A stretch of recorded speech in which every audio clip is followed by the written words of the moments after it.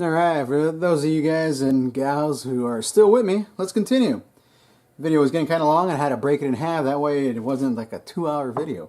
So, we just got done doing our hammer, our trigger, our hand, our bolt, all that good stuff. Well, here we got the bolt. We'll go through a couple other things we're going to go through and show you. On your bolt right here, what you want to do is you want to polish the inside right over here and the top and the bottom. Usually the inside is the one that rides against the frame, and it provides right over here the most kind of friction. See? So the bolt will go back and forth like that, and if you can get it where it's a little bit smoother in here, if you got a small stone, you can hit that in there with a stone. I don't have a stone that small, but I just did this guy right here. You could do the outside.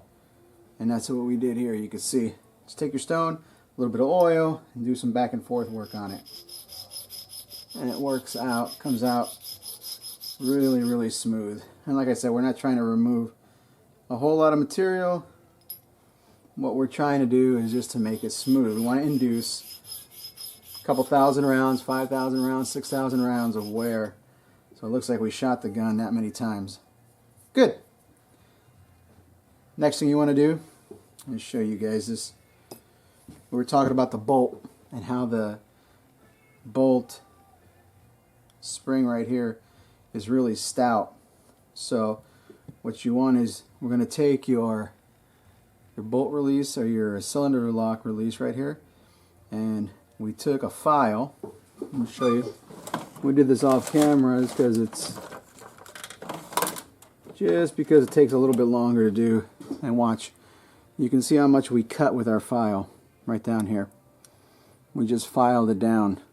Follow the contours. That way it gives a little bit more range of motion in the window when it's in there. You see, they could travel back a little bit more, and you'll be able to see right here we have a little bit of a gap. Before we couldn't see the gap, and now you can, and that allows the spring over here to overpower the small spring. This is the small spring. We're going to trim this spring too. I'll show you. We'll go into that right now. The small spring right here that the bolt fits in. Speaking of that, this is the stop and the spring for that.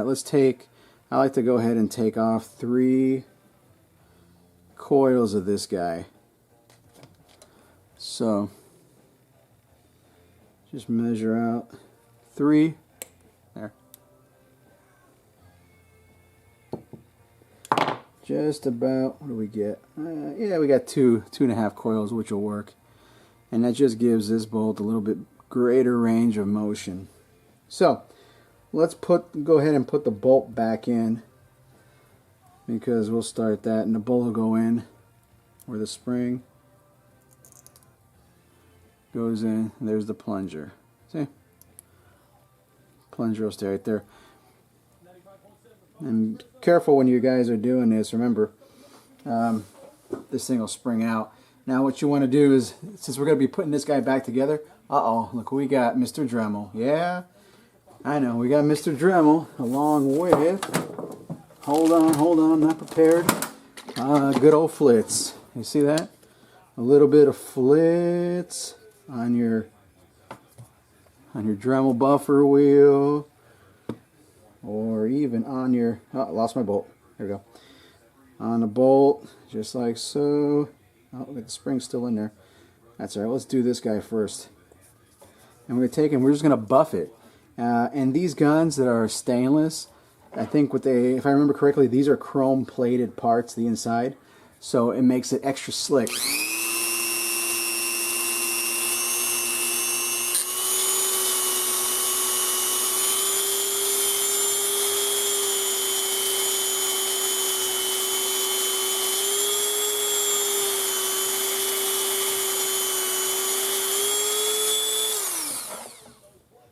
Very nice. Always wipe down your parts after you get done buffing them. See that? It's like glass now. Smooth as glass, especially the outside is what I really worry about, because this is the part that comes in contact with the frame itself.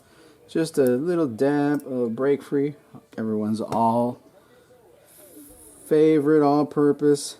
A little bit of brake free and wipe down the excess. Very good. So let's grab our, here's our pin. Put that guy back in there. Make sure you've got free range of motion. Make sure this thing doesn't soar out into space, never to be found again, especially if you're in the garage like I am. Now, reinsert your bolt.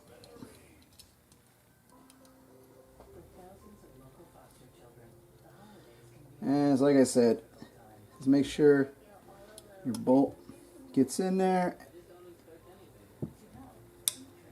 and pin doesn't go flying. Oh shit, see that? Went flying off into my hand. Good thing I had the hand here. Otherwise, never would have found it again. There we go. It's got one more hurdle to overcome. Get a little punch here, help him down.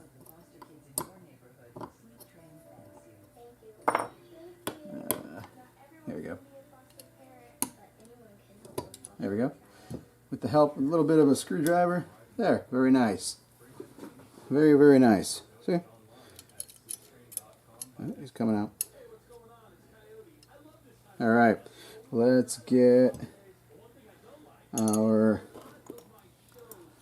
little bit of a stop going there. Put a little bit of brake free on everything, just to make sure nothing oils up on us or rusts up on us. There we go.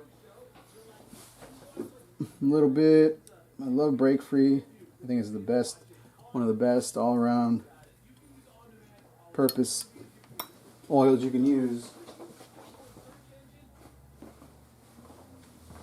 I gotta turn the radio down because I don't want YouTube to tell me that they gotta censor my video because I've got music. Alright, see that? See how that comes back now, and you can see right over here?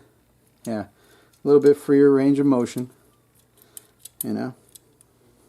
So we've got that ready to go, all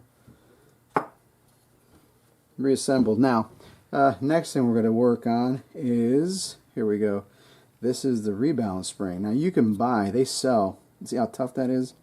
Man, they sell lighter rebalance springs, and the rebalance spring comes into play when you cock the gun. When you cock it, a lot of force goes against the rebalance spring plus your, you know, trigger spring or your hammer spring. Now the hammer spring, they should be straight. See how this got a little bit of a kink in it?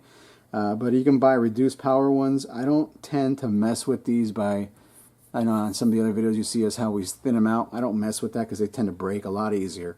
So if you want a reduced power one, buy a reduced power one. But with the screw that you have here to adjust it, you shouldn't be able to have any problems.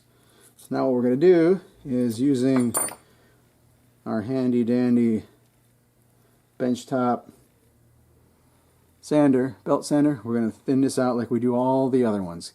So, I'll be right back. The way I did it this time was take a paper clip. See that? That way the spring has something to ride on. And you see, it'll turn the spring, it'll make it flat. So instead of cutting a coil or anything, we're just going to reduce the diameter that way. I'll do a little bit more here.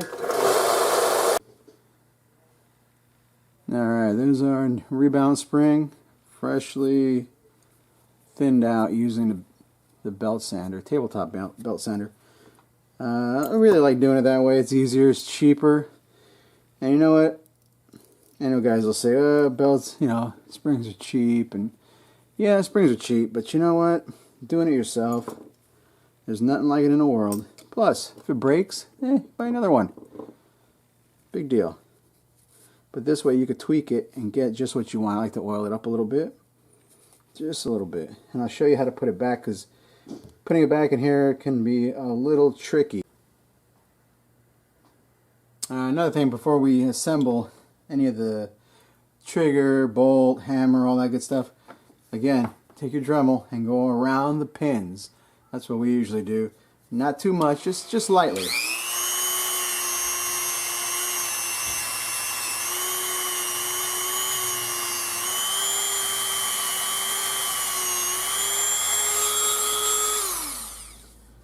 By going around the pins, you know, kind of spruce them up just like that.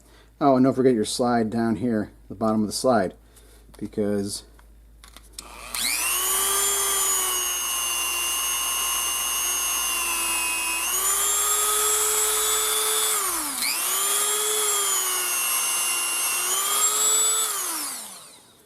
and it won't hurt to do right there, because see how these guys, they match up just like that.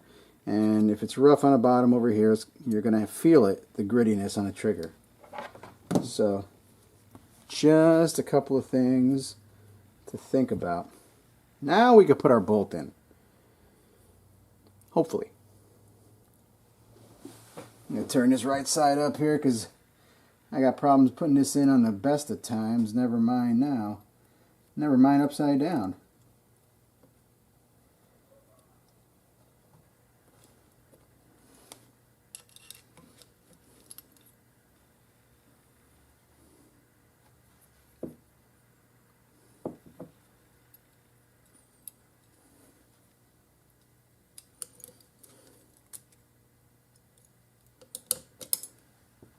There we go. Use a screwdriver helps. Alright, so you can see we've got bolts back in there. Now we'll put in our trigger.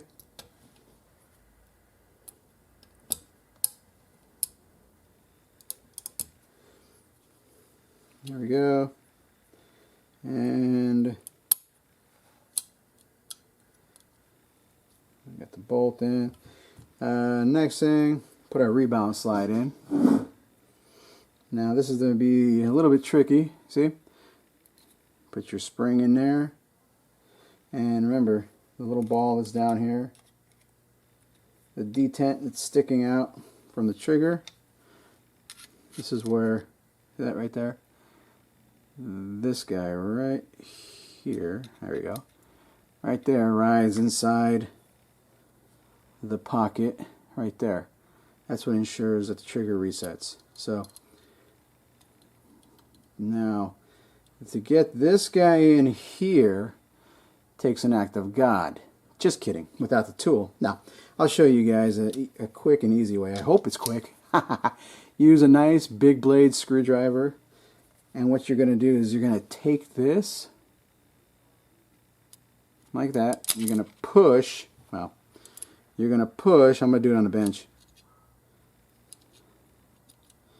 and you're going to slip it, because it has to get, it's held in place with this notch right there. Like I said, it's an act of God to do. I'm going to turn it around and do it my way. With a shirt here, in case I slip, I don't stab myself. Because, oh, wait a minute, almost forgot. Just a little bit. There we go. Little bit on there. Break free. Alright, now we're going to position the detent up. That'll go there. And using your screwdriver, and hopefully we don't get bloody.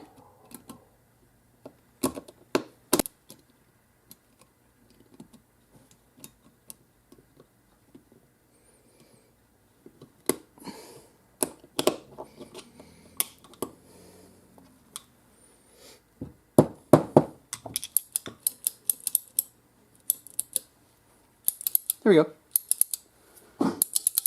See? Rebound spring back in. Like I said, it's like an act of God. And you kind of can see right here how they work together.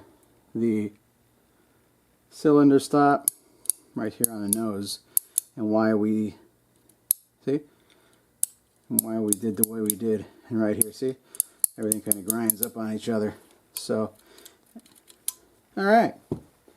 That wasn't too bad, was it?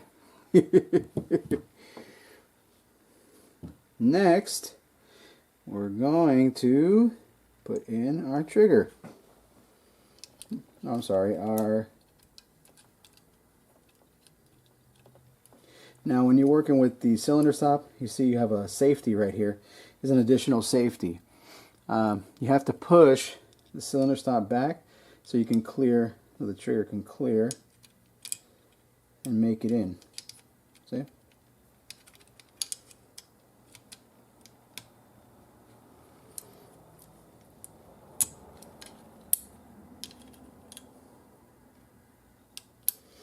And you're going to have to push back that cylinder stop while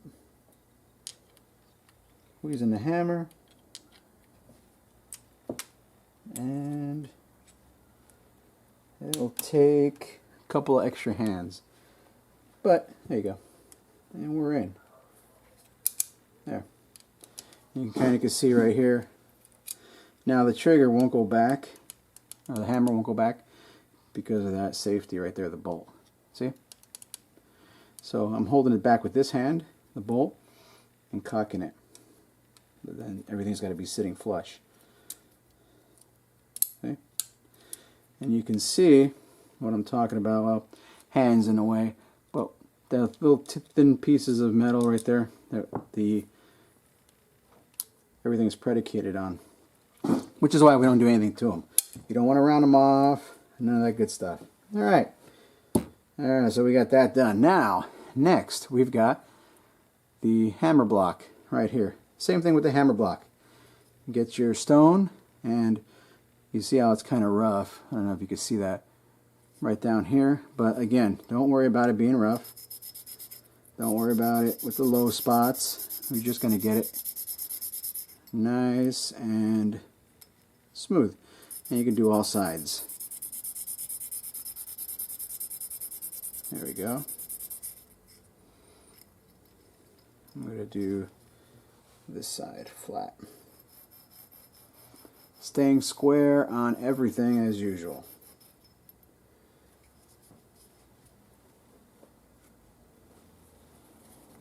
Clean it up. We'll do a quick buff on it, because you always got to do a little bit of buffing on your parts.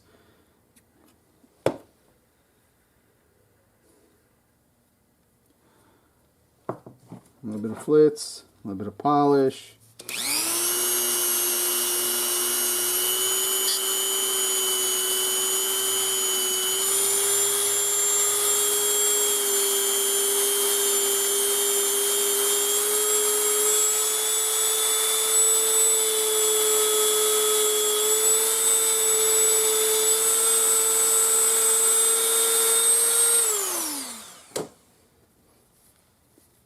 There we go. See? Really nice and smooth now. A little bit of break free on there. And this is where this guy handles. Oh. He hangs out right in there. We'll leave him there for now. Let's see, am I forgetting anything? I know I'm forgetting something. Oh, yes, on the cover. Boom. What you want to do is flip it around and look. You see this right here? That's where this corresponding piece goes into there. Also with this. You want to make sure those are stone nice and flat also. So, same thing. Just put that on your stone, nice and square, and give it a few back and forths. There we go. That'll get it nice and flat and burr free. That way, again, you don't feel it. And on the trigger portion, that right here, don't even have to worry about that, because that's not really moving. So, and also look in here if you see any high spots where the hammer is dragging, like right around here. I don't see any drag from the hammer, because we would have seen it on the actual hammer itself. But so I'm thinking this thing is pretty good. Only thing I'm going to do is just give it a quick buff where we just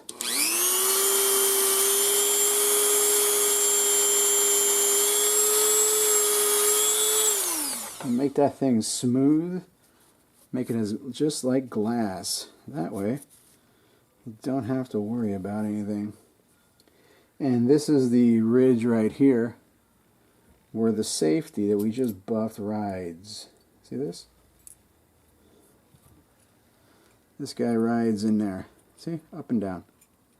So if you notice any burrs or anything inside here, hit it with your handy dandy. Oh yeah, that's a little bit rough. Hit it with your handy dandy file. Get your Swiss file, right? Diamond files. This is a cheapo set, but you know what? It does the trick. And it even files, see? It's got all sides, so it'll file down that channel for us too. Not putting any pressure. Just dragging it across both sides, pushing on both sides of the channel. And that's it. You don't need to do any additional pressure. Kind of clean it out with your file just to get all the gunk out. There you go. And now remember, he sits right in there. He's going to go up and down. And so take a look. Okay, right around here we want to do, and right around there. Just a little bit more.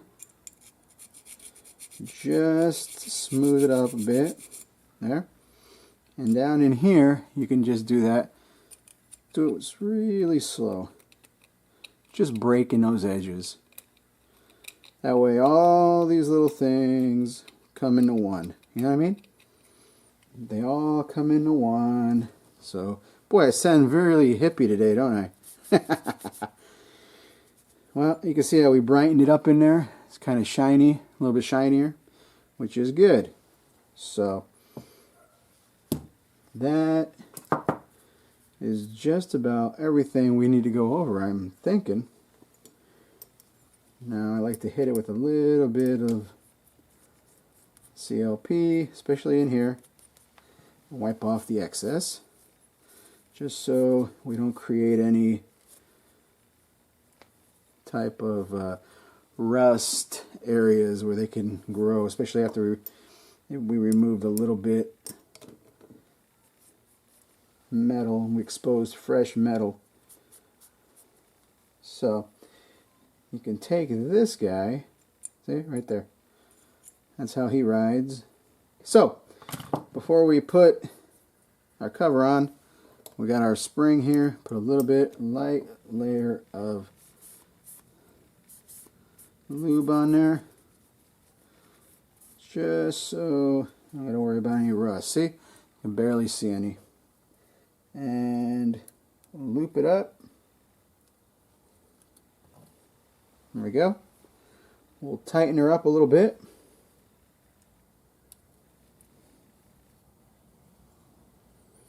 Just so she doesn't move. Make sure it's centered. There. See? And now when you put on your side plate, you've got a little bit of a overhang right here. That's going to go in first. Make sure the front is centered. It's down there nice and neat. And take your mallet.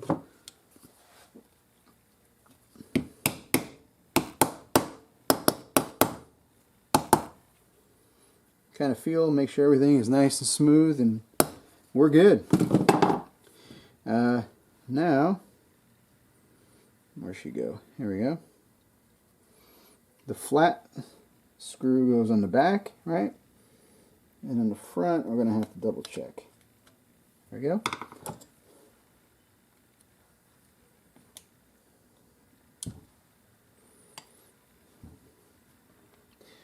On the front you have two, and I believe the one that has a little bit of a pillar in front of it, and I'll show you what I mean here.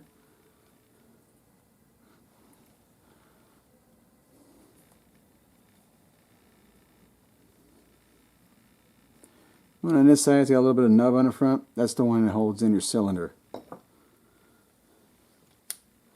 So we're going to take our cylinder, install it,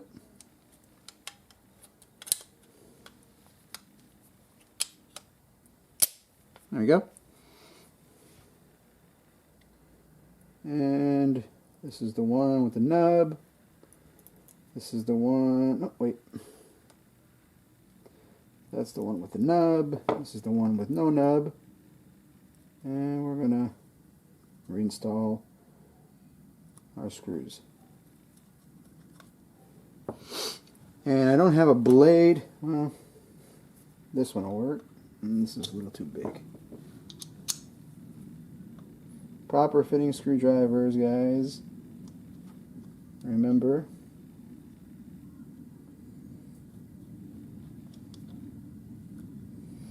It's what keeps you look like amateurs. And oh, we gotta tighten that screw. Doesn't want to cock on us here.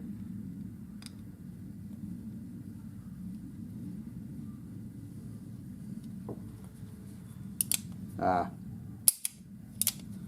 very nice. Now, after you did all that, and let's put our grips back on. After we did all that work, right? Now all I like to do is cycle the gun 100 times.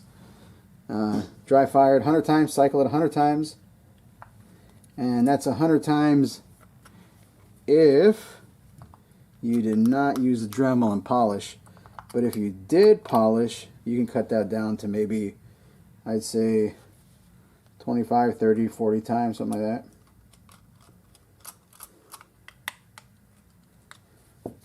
So, oh man, like glass. Very nice, very, very nice. If you guys have any questions, comments, or concerns, send them our way. I'm sure you will. Like I said, we can do this ourselves. Why have a gunsmith do it for you? Save some money. Do it yourself. Wow. That is very nice. Hey, Dave, you don't let me shoot this. We got to go out and shoot this thing. Look at that. Wow. And you can feel the rebar where we thin the spring a little bit. It's just, wow, really nice. Yeah, cycle the gun. Make sure that everything's working. You guys are good to go. Till next time.